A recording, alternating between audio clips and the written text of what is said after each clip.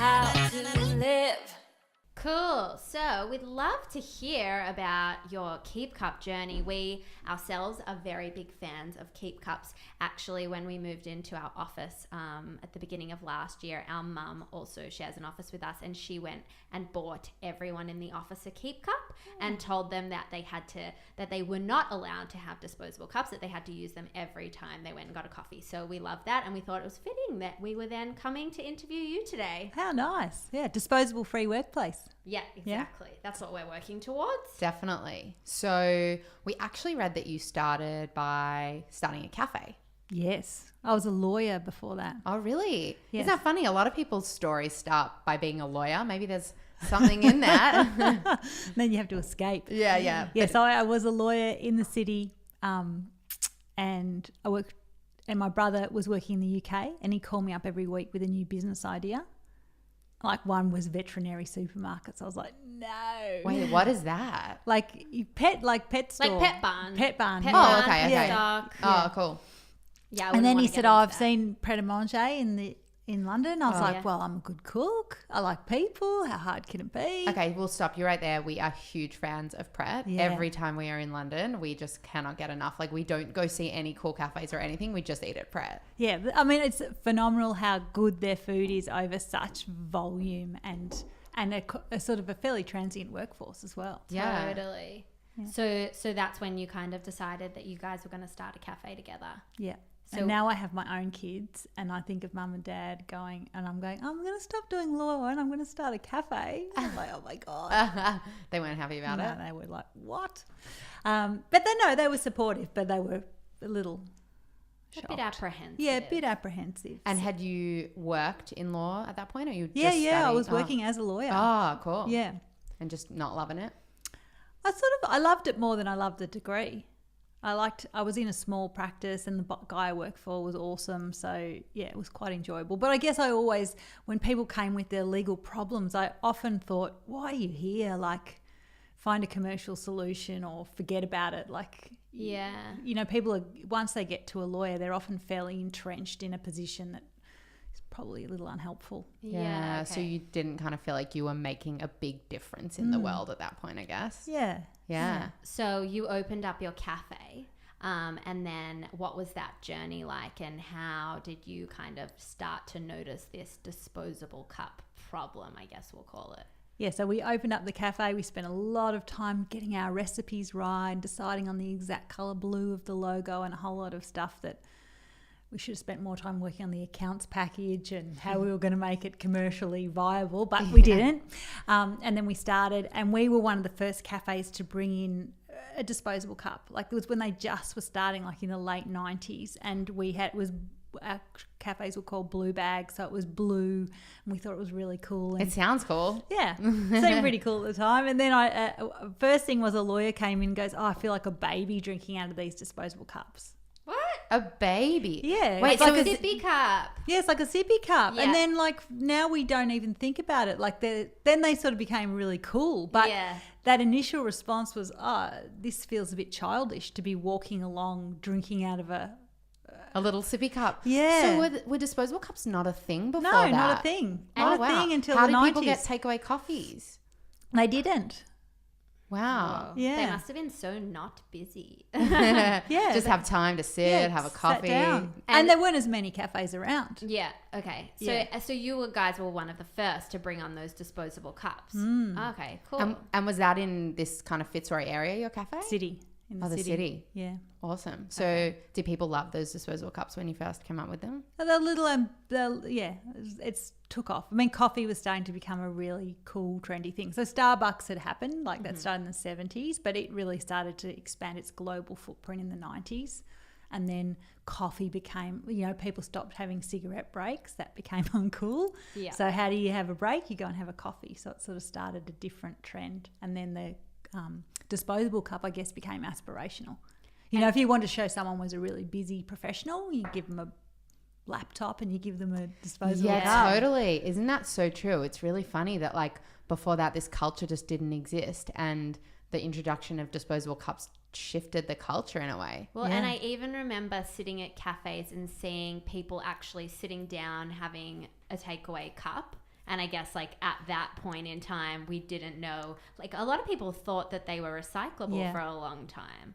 So I guess no one really understood the impact of that. So how did you kind of start to realize, oh, wait a second, like this is maybe doing more harm than good? So just working behind the machine and just going, this is actually pretty gross, like how many cups we're using on a day-to-day basis. And then I did some research, found out they weren't recyclable. And there were a couple of people who came into one of the stores like with a mug, and they were very virtuous in the way they behaved, and it was really awkward because you didn't know how much milk to put in, the ratio of milk and coffee. They didn't fund the group heads. You had to heat them. You didn't know what to charge them. Did they get a discount? It was all a really awkward transaction. Yeah, and that was probably a completely different person as well who's using the Keep Cup, I guess, because that's like a hardcore environmentalist with their mug at a cafe. Exactly. And back then people probably thought they were crazy, you know, like who are these crazy hardcore lefty hippies with their mugs in their cafes? Yeah, exactly. And there were very few of them. And so then I went down to Maya and tried to buy just a reusable cup to sell. And the only things that were around were big clunky thermoses. So designed for the US style of coffee where you just have a giant black coffee basically and drink it all day rather than the espresso based way we drink coffee. So I spoke to my brother and I'm like, we should make our own cup. And he's like, surely someone would have done this before. And so we looked around, we couldn't find anything. So then in 2007 we got in these like decor soup mugs that had it like red with a handle, and we charged $5, and if you came back and got your soup we gave you a 50-cent discount. And the disposable cups cost us like 70 cents. So we made 20 cents every time someone reused, even though we gave them a discount. And 15% of our customers returned and reused. So we're like, there's a market for this. If we get the product design right and we get the message right and the branding, that people will change their behaviour and adopt. And then I still was like, we've never made anything before. We have to get design. Will it work? Still pretty dodgy. And then at that time I just had my daughter, and I'd have my coffee in a disposable cup in the morning. I'd give her milk in her sippy cup, and I thought, would I give her milk in her disposable cup? And that's when I realised it was about behaviour change and about shifting cultural norms, and I actually found that more exciting than product design in a way. So that's what sort of made me start the Keep Cup. Totally, because you have kind of instigated this huge cultural shift, which is a really hard thing to do. Like people like to do what's convenient, not what's good for the environment or what's for the greater good. And that's pretty incredible what you guys have done to create that shift. Oh, thanks. How did you kind of do it in those days? I'm sure it felt like it was going to be an impossibility because you were kind of like converting one person at a time. Yep. I think there's some... I think the real clues were we didn't pitch to the greenies. So we pitched right smack to the middle of the market to people who just wanted to do better, but probably felt excluded a bit by the green movement, like that they weren't green enough. So we pitched to them. We made the product look really similar to a disposable cup, because one of the things I didn't ever want to do was walk around like, look at me. Like I wanted to be, so the first cups were like really subtle, like they were greys and taupes and whites and stuff. So you didn't really notice someone was carrying along. And then as the years have gone, they've got louder and funkier with their colours, and people were sort of more loud and proud. But I think that helped. And then we just really watched carefully what went on. So we realised early on that getting the baristas to endorse the product and go, I'm happy to fill it, was a key, because one of the big barriers is people just being just a little bit shy or a little bit embarrassed to interrupt someone or make them change their service model. So 100%. And I remember that shift in mentality of, I'm a little bit embarrassed to ask because the barista is sometimes a bit disgruntled when I do, to, okay, no, they really encourage it. Now what's so cool to see is that people are even offering a discount when you do bring a Keep Cup or a reusable cup. And I was super interested to know, because that's so clever, is that something that you were really championing, or has that happened naturally among cafe culture? That's happened. So our position would probably be, we prefer to see people charged more. So we prefer them to say your coffee's $3, but if you have it in a disposable, it's $3.50. But there's I don't know. I don't really think. I think people's sense of feeling they're entitled to a discount is not so good. Like it's, you just to do the right thing, you shouldn't be rewarded. Like doing the right thing is its own reward. So it should be, I think penalties are more effective. Yeah, I guess maybe like at this point when not everyone is keen to like get on board the trend, rewarding for doing something good might be like the right way to get the movement going. And then when there's that momentum, the mentality could potentially shift. Yeah, no, good point. Yeah. So I think that has been important. So how did you come up with the name Keep Cup? Because we were discussing this, and actually now Keep Cup has become the universal name for a cup that you keep, and it's actually quite genius. And we were kind of having a Google and looking up some like other things that are named in the similar way. So Google is actually one of them, because we all say we Google now, even if you're just searching. Another one you actually mentioned before is thermos. We found out that's actually a brand name, and it's called a vacuum flask. My favorite one was yo-yo, which is toy on a string. Oh, really? Hilarious. How funny is that? Yeah. And also bubble wrap. Like bubble wrap surely just sounds like you're describing it, but it's actually air bubble packaging. How funny is that? And Kleenex? Kleenex is another one. As a tissue. So like with that sort of thing that I guess everyone says Keep Cup, but it's not necessarily your brand, do you feel like that's a positive thing, or does that like get under your skin a little bit? It's a bit of a double-edged sword. Yeah. So it's pretty cool, and it's pretty amazing, because it means that we sort of, gives us our position as starting that reuse movement, which is really cool and exciting. But when people call a really sort of shitty knockoff cup a Keep Cup, and they don't work, like I just heard a story where an accountancy firm bought some from Alibaba, and they all smashed. Like as soon as they put hot water in them, they smashed, and people were calling them Keep Cups. So yeah, right. Yeah, there's a bit of there is confusion. Like even when I was Googling you earlier, and all like the kind of competitors came up, and I said to the girls, I was like, this isn't fair. I just Googled Keep Cup, and now all these other things coming up. They're not Keep Cup, but it is kind of funny the way that works. Yeah, well, they're all bidding on those keywords. Like it feels silly to have to bid for your own brand name. Totally, but it is kind of cool in a way though that you guys are the one that's led the change, and that now. That must feel pretty good that people are calling them Keep Cups, and that's the name you created. Yeah. How did you come up with that name? So it wasn't actually us that came up with it. So we engaged these guys from Southwest. They're a design firm, and we've worked with them for 10 years. And they came up, they had all these names. We did a brainstorming session. They had all these names, and one of them was I remember was Gino Cup for some reason, like talking to the Italian heritage of coffee. No, that never would have taken off. And then there was My Cup and a few other ones, and we were like, I don't think we thought they had it. So we had that meeting. Then the next meeting, Andy Sargent came in. He goes, I've got it.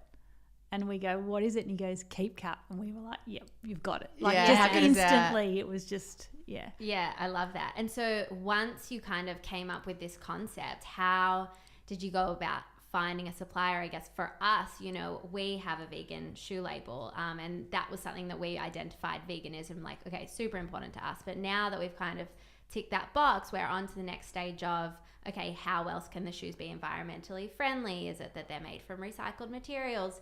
And we're finding it so difficult to find innovative people that are like doing these things, even though we're shopping for them.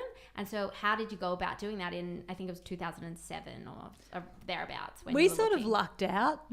Like we didn't know it at the time, but we lucked out. Like we went and saw a few, we wanted to make it in Australia because it's a sustainable product. So we went and saw a couple of manufacturers here, and we just met the company we work with now, and we just, I don't know, we got on well, and they got on well with our designers, so we could all sit around the table, and then they made some tweaks to the design from an engineering point of view. And now we actually make some of the plastic parts in the UK for the UK market, again for local manufacturing, and the difference between these two companies is stark. Really? So the UK company are much bigger, and every time they do anything, change a tool, change a material, change a colour, they want to charge us, they want to tell us about it. Whereas this company in Australia, they just did it all. Like, it's like, the Wizard of Oz behind the green curtain. Yeah. They just do it all behind the curtain, and they just come out and go, ta-da! And now I know that they've worked so hard to get it to ta-da. And you're still working with them now, you said? Yeah. How good's that? Yeah. That's really hard to kind of keep a relationship like that going for so long. Yeah. Well, I mean, it's been mutually beneficial, I'd say. And yeah, they've just been really good partners to work with. And I think setting out to create a product can be quite scary. And I know like Steph and I talk a lot about with our shoes, like, oh, you know, do we just put something out there to test it and then figure out how to get it right along the way? Or do we need to put it out and be perfect? I think a lot of entrepreneurs face those questions. Yeah. How do you feel about that? And what was the Keep Cup product journey like? I'm more of the rough enough is good enough school. My brother is more of a perfectionist, so that was always a point of conflict. But I think it's, you know, both are right in a way. I think it's depending on the product, depending on what phase you are in your development, how well you understand your customers. Because if you just give people what they want, you're going to come up with something pretty mediocre. So you've kind of got to be a step. You have to add a bit of whatever it is you're bringing to it, so it's different and unexpected and delights people. Do you look back now at your first product and go like, oh my God, what were we thinking? Yeah. So the first, what we sold off was a prototype. So it was hand painted. The lid didn't come off. The band was like this little skinny, sort of shiny plastic thing. I was so proud of it. And the first sales pitches, like we used to ship them out not even in a box. Like just ship by itself. Just bits. No, bits. Oh, that like people could put together yeah, themselves? So we sold to Campos Coffee. We sold 10,000 when we first started. And we just sent out the bits. And then I met people who were like, yeah, I got the bits. And I was like, what is this? Like I would buy it and then I've got to put it together myself. So. Oh my God. When we first started our shoe label, we were like, shoe boxes are the worst. Why would we put shoes in a shoe box? You know, they're so wasteful. People don't reuse them. We've got to do something way cooler than that. So we've gone through everything from like, they started in a tube, which we thought was a really good idea, but it would just kind of get squished and like then the shoes would get squished. And then we moved on to a pouch, like a reusable pouch, which was really cool and people loved the pouch. But still, when the shoes came, they were kind of all like crumpled up. And even when we look at our shoes now, like our first collection, we just cringe. And we were like, what were we thinking? But it's kind of like you've got to start somewhere. And if we didn't start there and release that, we would have never made it to here and be releasing what we are now. And it's not like those things haunt us now and everyone's like, oh no, we can't buy those because remember what they looked like 4 years ago? Like it doesn't really matter. No, because people just want to see your, like if you made it perfect, well, you'd never do it if you made it perfect first time. And if you're still looking back on what you did 4 years ago going, that's the best. You haven't evolved probably. Yeah, that's right. Yeah. And I think what's super clever about what you guys have done with Keep Cup is I now kind of think of it as a bit of an accessory, you know, if like you're walking around the streets and you're holding it. And I love how colorful they are and like you can like create your own on the website. Like what was the theory behind that, making them so colorful and fun and pretty? So we saw early on people would say on Instagram, oh, I'm matching my outfit today, or my scarf matches my Keep Cup, and initially, you know, I'm fairly conservative, so I had all the dark kind of blacks and Melbourne black lady. And then we saw that people wanted more fun and colour and they wanted to express themselves. So we just sort of went on that journey with people. So you guys were kind of first on the customization trend. Yeah, well, our site was customised from the get-go. That's so cool. So you could build your own cup. So you're such forward thinkers. Like, where does that come from? Is that like a family thing that's been instilled in you? I think it is a family thing. So Dad had his own business. My grandfather had his own business. And I think Dad always taught us to think outside the square. And like I still remember we'd go out to dinner somewhere and Dad would go, what did you notice about that waiter? Or where do you think that person came? Like he's always like listening for accents, you know. Inquisitive nature. Yeah, what did you observe? Like really observe the world around you. Did you hear what that person was saying over there in that conversation? Like, I don't know. And is that something you kind of try to instill in your own kids? Yeah, be curious and be interested in what's going on around you. So my daughter's sort of like me. She's quite likes to have a bit of an argument and put her opinion across. And then my son is very quiet and he sort of, I don't know, we had a guy around doing plumbing at the house and he will walk up to him with his hands in his pockets and then he'll just start asking him about what he's doing and quite curious. I think that's so cool. Yeah. Cool. And really cool like what that can lead to in life. Like really important kind of skill to have. Have conversations. Yeah, totally. Did you have it in your family?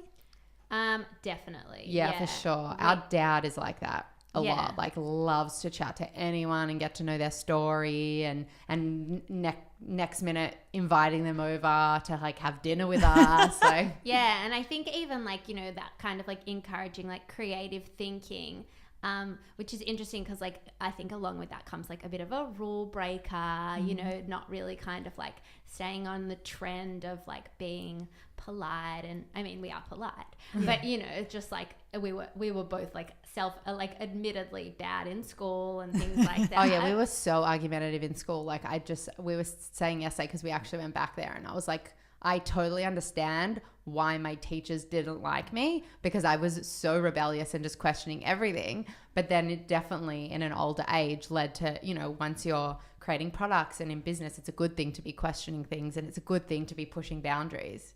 They probably did like you. Probably just didn't know how to handle it at the time. Maybe they were like, oh, I respect her, but she's a pain in my ass. Well, maybe like I'll like her one day, but definitely not right now. Yeah, definitely. So when you kind of started Keep Cup and you were like putting it out there and being like, this is fantastic, we need to kind of do better for our planet, were you met with pushback, and was that like annoying? I expected pushback, so I kind of quite liked it. Then it gives you an opportunity to have a conversation about it. So it's pushback around hygiene and people sort of not wanting to interrupt the status quo. There were people trying to say that it was more environmentally friendly to use a paper cup. So a lot of who was saying that? Well, there was actually a lot of kickback from the greenies. Really? Yeah, saying this isn't this is just a signal of intention and it's not really going to make any difference. Yeah. And I found an old business plan saying, you know, we're not really saving the earth. This isn't a big problem. And now, you know, we learn it's a massive problem. You know, if you spin that into, you know, water bottles and all the disposable plastic we use. So I don't think, even at the time, I objected to it from a waste point of view, but I don't think I realised, what a massive problem. Like how many water bottles are made in the world every year. But now I'm worried about what's happening with reusable cups. Now there's so many of them. Yeah. It's like another problem. But you do have a pretty amazing, like I was looking at your kind of reuse, recycle policy and all of that stuff, and you've kind of managed to like thread those values through your business still even today being huge and successful. Has that been like really important to you that you stayed true to that? Yeah. I mean, see, it's why we created the business. So every decision goes back to that. It's the same with you, like if you're making a vegan footwear, that actually informs a whole lot of decisions you make right through your supply chain. And 100%. Yeah. And even like with price and getting people to kind of like recognize that difference, I know is something that we've definitely faced, like talking about recycled materials, you know, things like that will cost more, which will kind of force us to reassess how we're pricing our shoes. But if those things are important to us, then those things are important to us, and we need to like, you know, stay true to our word. I read recently that straws, plastic that makes straws and water bottles as well, can last up to 500 years. How crazy is that? And I actually saw the other day that a brand called Lollyware, I don't know if you've heard of them. I think they might be UK based. They've created a straw out of seaweed that lasts 3 weeks. So cool. How good is that? Amazing. Yeah, incredible. Because like, who created these things? I guess it wasn't even something that they were considering. They were just like, how can we hold a bunch of water and sell it? Not actually thinking about the environment, and you don't kind of think about those problems until they've happened and then we have to solve them. I can remember thinking in the 80s, who would buy water? That's a business that will fail because no one will buy water. Yeah. Super wrong. That's so interesting. Are you guys kind of working on, you know, new products and things like that now to combat all that plastic and that waste out there? Yeah. Yeah, I mean, we want to broaden our conversation around single-use plastic. Yeah, for sure. Are there any kind of little ways? I mean, we haven't even really talked about your personal beliefs about the environment and like things that you personally do. I assume because you've started these reusable cups that it's very important to you. Yeah. Are there things that like you've started to do in your life to minimize your footprint that maybe someone could adopt, or some good habits we could share? I do love clothes and fashion, but I've really started to stop buying, go to my own vintage. I'm old enough to have my own vintage. I think composting in the home is a really important thing to do. What else? Having a disposable free workplace, and then having education in the workplace around things, so people, opening people's minds to different ways of doing things. So you guys have a disposable free workplace. What does that mean, and what does that look like? So no disposables in the workplace, yeah. And so people have got we've given them lunch boxes, and we often have we have catering in. We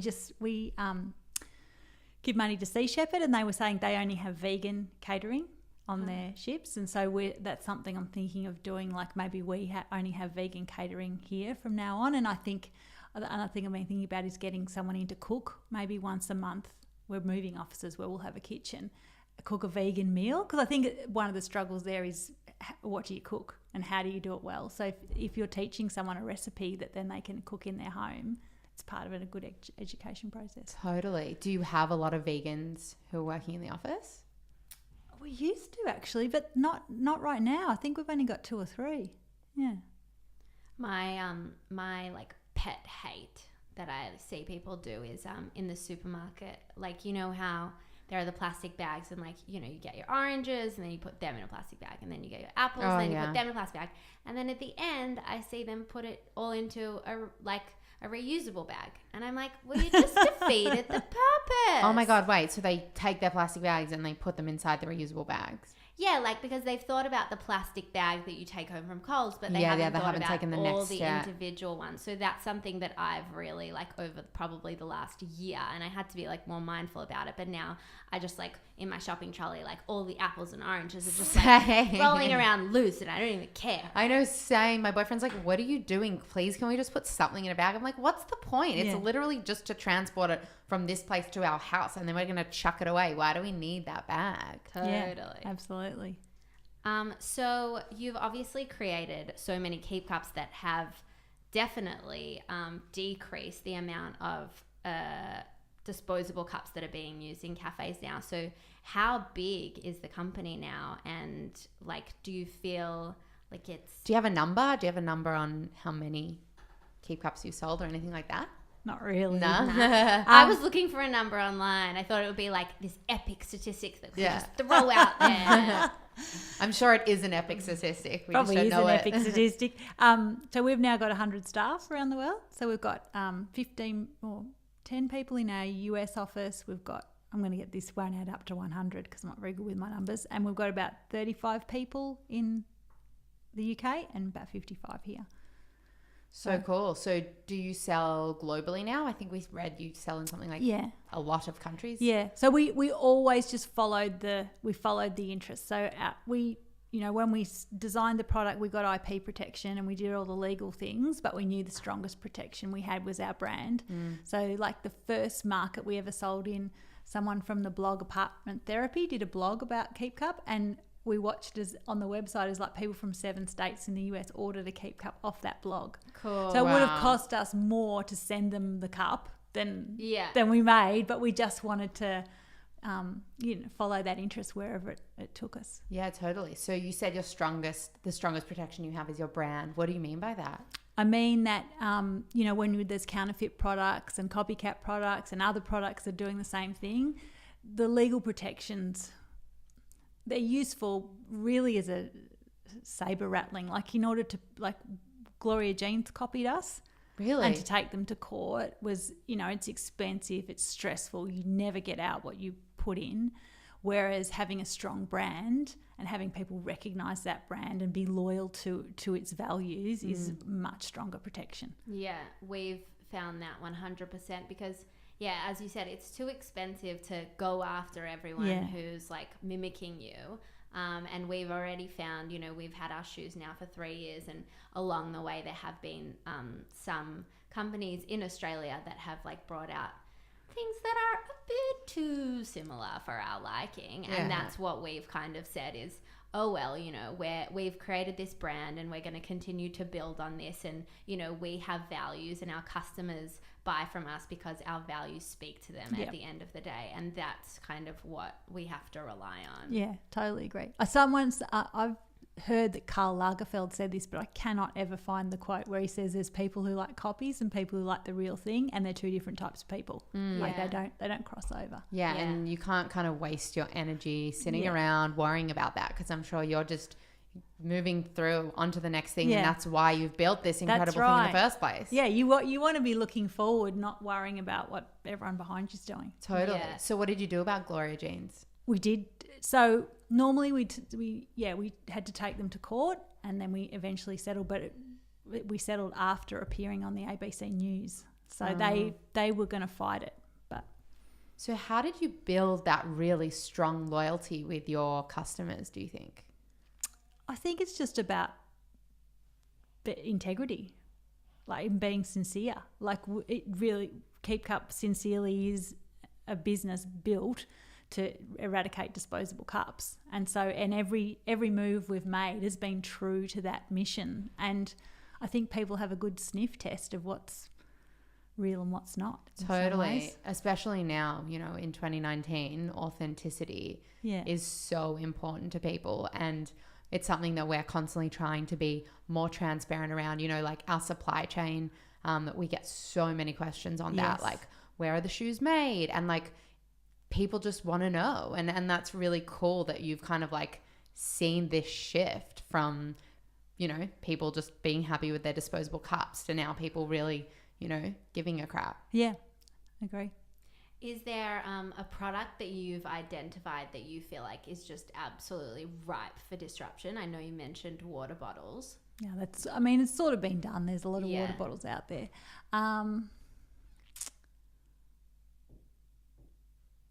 Isn't it interesting though that like there are so many alternatives to water bottles, but how many plastic water bottles are there? And you know, there should be a better solution. Like when you go to the petrol station and you've forgotten your water bottle at home, they should have a different solution there that's not just... I think that is coming. I think they're going to have like where you just go and refill a bottle. In fact, I've heard in France they're going to have public water fountains, and they're going to have sparkling as an option. No way. So French. They're so damn fancy. They're so fancy. That is so good. That'll definitely stop people from buying plastic disposable water bottles.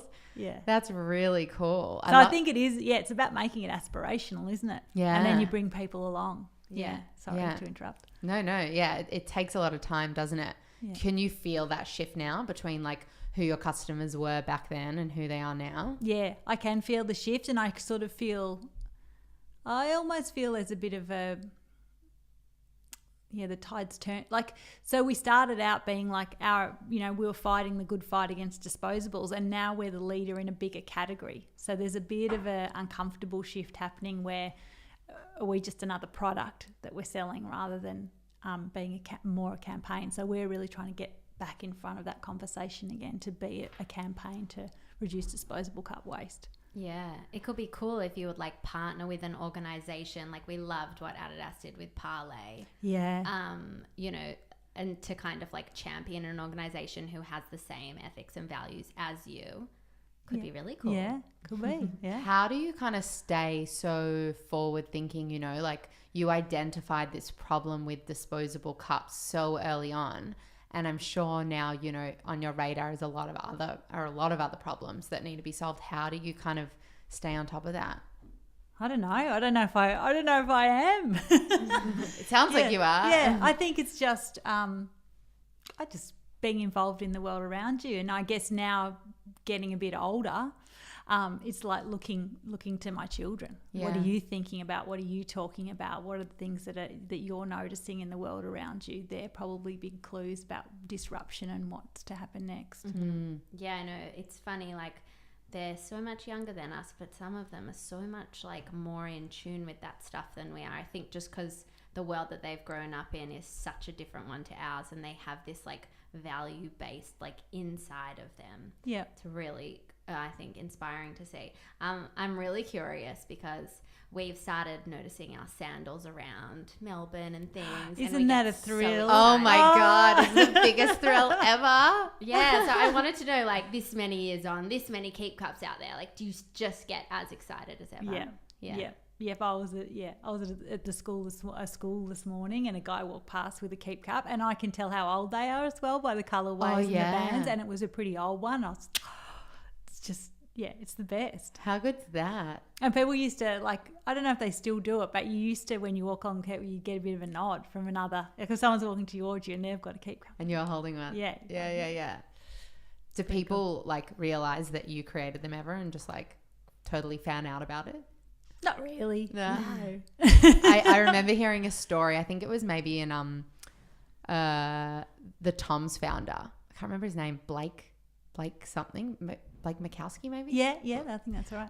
And he was talking about how he was overhearing a woman and she was wearing Toms and she was just like raving about them and talking about how incredible they were, and like, would you just die? Like, it's so good to hear. There's no better feeling. I can't remember in the end if he was like, oh, excuse me, I created them, but I think she was just telling him about these incredible shoes and he just like sat there smiling, listening to it. So cool. Yeah, really cool. And doubly is cool for you that, you know, like you're seeing them holding in their hand, and instead of holding a disposable cup, they're holding a keep cup. Yeah, like it's a change that you've created, which is amazing. So you and your brother started it together, right? Yeah, so we're obviously sisters in business, and people love to ask us like, oh, what's that like being in business with your sister? People say shouldn't get into business with family. How's that experience been for you? So we're no longer in business together. Oh. Yeah, so I bought Jamie out 4.5 years ago. Okay. So we were in business for 17 years together though. Wow. So super long time. Kudos to you. Yeah. So started out as singles, then, you know, met our partners, had kids. So it's a big lot of changes. And in the end we were doing a lot of arguing about, you know, the direction of the business, what we want to be doing, you know, how you work equitably together, particularly when you have children. That becomes pretty challenging. But now it's the best. So now, you know, we meet up. He's doing lunch boxes called Beatbox, and he's also doing a returner scheme for lunch boxes. So now we talk about our kids, and, you know, for 17 years, like Dad once wrote us a letter saying people who love their work are interesting people. People who are obsessed by it are pretty boring. Could you two just shut up about it? Oh my God. I love that. That's so good. My boyfriend and his dad like work together a little bit, and when they sit around talking about work, I'm like, oh my God, can we not? And he's like, hello, I sit through this with you and your sister all day, every day. Yeah, because it does kind of become if we're hanging out together, we're just talking about work. Yeah. Or even like if it's not really productive talk, it's still just like, you know, talking smack about work. Yeah. It kind of like blends into one for us, like life and work. You know, when you're passionate about what you do, it's all just really mushed together. Yeah.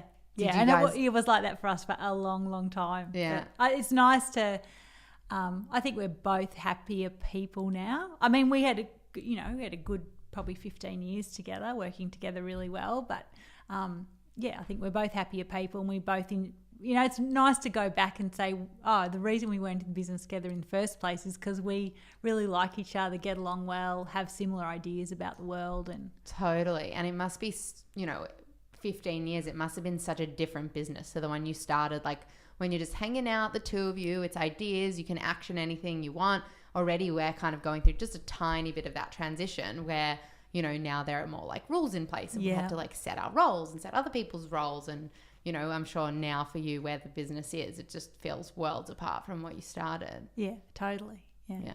So we've read that you've said many small acts make a phenomenal difference, which is so true. But as an individual, it can be hard to recognize that, you know, a little step that you're taking is actually having a greater impact. And I've personally found that as well, that like, you know, to adopt these things, I'm sometimes like, oh, why am I going to turn the lights off? It doesn't really matter. It's just one light. But if everybody kind of had that mentality, then nothing would get done. Yep.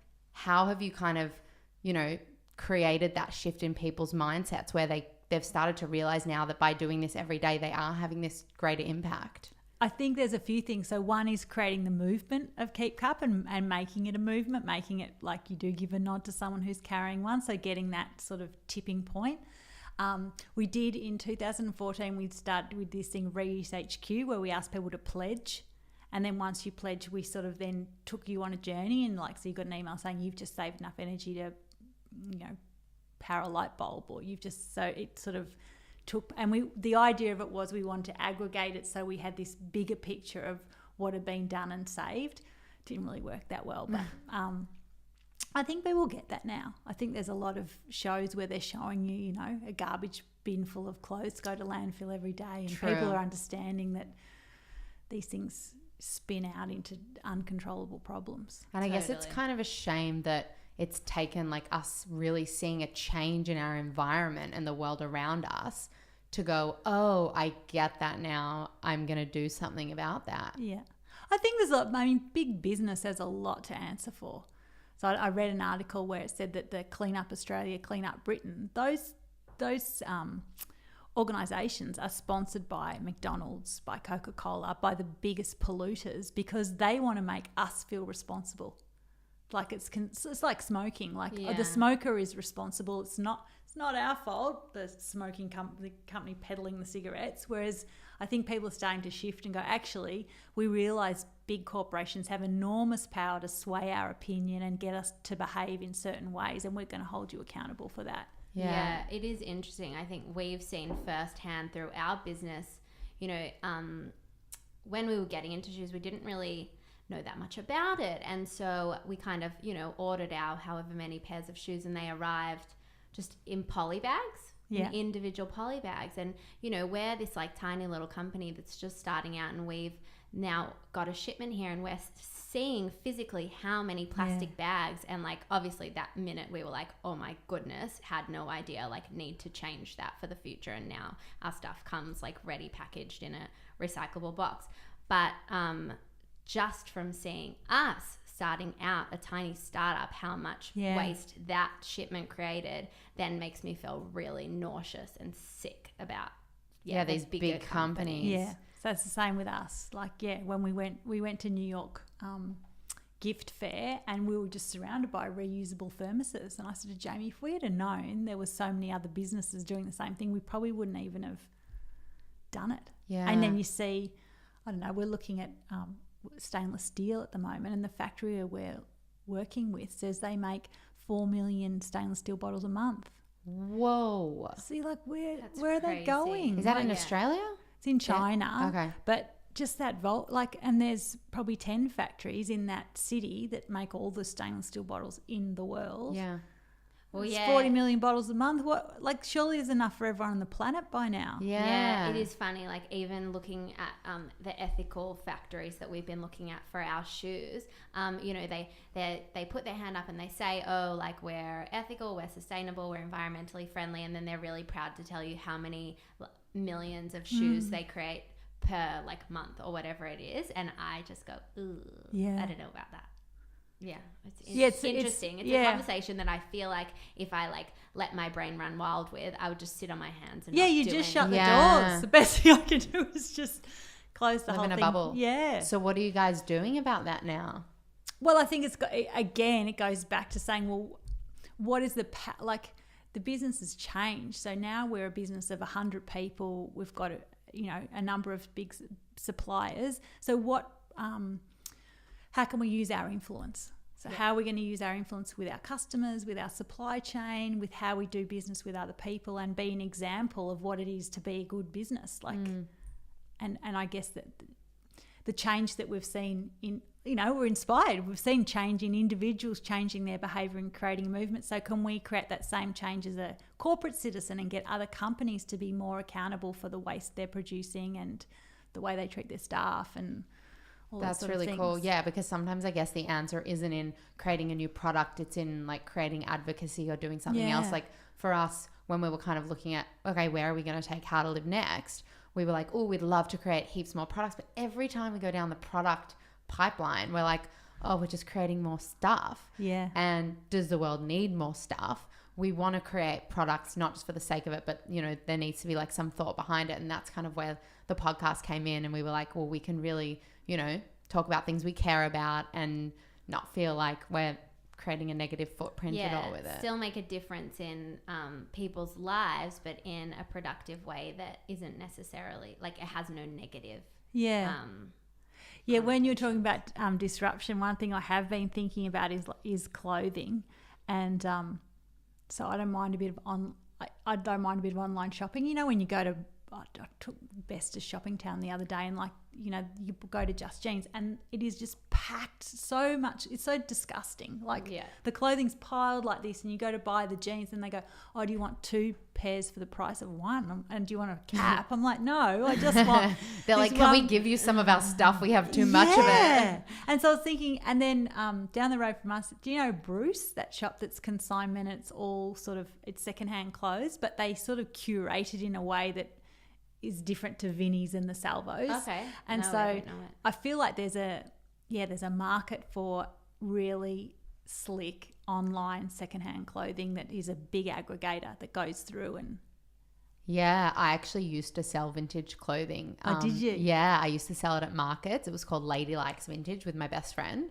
And we looked to do it online, but then once we realized the logistical nightmare of having to photograph every single piece. And at the time, Nasty Gal, I don't know if you remember Nasty Gal, they were like coming up, and they were doing it, and they was photographing every single piece. But it was interesting to watch this shift, because once they started to, you know, become more commercial and get investment, they then shifted and started to sell more new product. Obviously, that would have been like a really big reason, because, you know, logistically it is really hard to sell one piece at a time. But, you know, we've seen some great people now doing online things like clothes swap kind of platforms. And, you know, it is really cool. And I think, it like we said, it does sometimes take it to get to a really bad place before people will come up with innovative ideas and or some new technology or something that's going to make that easier to do. Yeah, exactly. Yeah. Okay, cool. This was so great. Thank you so much for sitting down and talking to us. I'm really excited. I think our mum's going to love this episode. Our mum is going to love this episode. Like, we should have brought her along with us. She's like, literally, we've grown up, you know, from like when we were super young, recycling and thinking about the environment, all because of her. And like, my friends always call me and they're like, can I put this in the recycling bin? Like, they have no idea, you know, it's something that's newer. But for us, it was just like always kind of done. Yeah, like a must. So we'd love to finish on a couple of quick fire questions. Yeah. So I'll shoot the first one to you. It's what is your favorite cafe in the world? The whole world. The whole world. Yeah, well, we thought you must travel a bit, so you must have seen some pretty good cafes. It can be in Melbourne if you want it to be. I've gone to Babka for about 35 years, so could say Babka. Okay, we'll have to check that out. Sounds delicious. What do you do to take care of yourself? I don't mind a beer and a packet of salt and vinegar chips on the couch watching TV, but that's probably not that good on self-care. So probably mental self-care. Yeah, go down to the beach and just relaxing. I love salt and vinegar chips. She does. Who inspires you? My inspirations are probably my close friends and my family. They're my biggest inspiration. Are you watching anything on Netflix at the moment? I just finished Luther. Do you know that? No. Idris Elba. No. What's that? Do you know Idris Elba, the actor? Oh, he's terribly handsome. But it's a BBC Googling crime series, and it was horrid. In fact, my husband and I watched it, and the next day we were both a bit like, and he goes, I think that upset me, that show. I said, yeah, it upset me too. Because he's like a policeman who's like a really good guy, but in the end, you really lose your empathy for him. And we've been watching Dirty John lately. Oh, we saw that. Oh my God. Oh, that's good. I want to listen to the podcast next. Yeah. And you know, there's a documentary. I really want to watch the documentary. Apparently, it's better than the series. Have you finished it? No, don't tell me. Can't tell you. I mean, I haven't finished it. She did overhear somebody the other day at her eyelash appointment, and that she said that they just like quickly said 3 things that like totally ruined it for they her. Started talking about it, and I was like, should I say that I watched it? And then like they just said the 3 things that happened at the end, and I was like, Don't you find that I'm getting a bit? I find those series now they drag it on too long. So sometimes now the episodes like 4 or 5, I just fast forward. Yeah, that could have been. Dirty John was a bit like, okay, just like let's get on with it. Because it's so frustrating. It's quite hard to watch. You're just like, oh, what's going to happen? Why are you doing this? Imagine being those daughters. They must have just been. Don't tell me. Even though I know what you're talking about. No, but you know what I mean. They were just being so we were frustrated watching it for an hour. Imagine watching your mother do that for months on end. Yeah, it's true. 100%. And the last question is definitely going to be a quick one. What's your coffee order? Flat white. In a keep cup, right? And now soy. I'm soy or oat milk. Oh, I like oat milk. Yeah, my brother does minor figures oat milk. Oh, yeah, awesome. I really like oat milk. My other brother. It just tastes like cereal milk. Delicious. Yeah, it's porridgey and sort of it's a bit Scottish. Yeah, it's nice. Awesome. Cool. Thank you so much. Pleasure. Yeah, Thanks. You.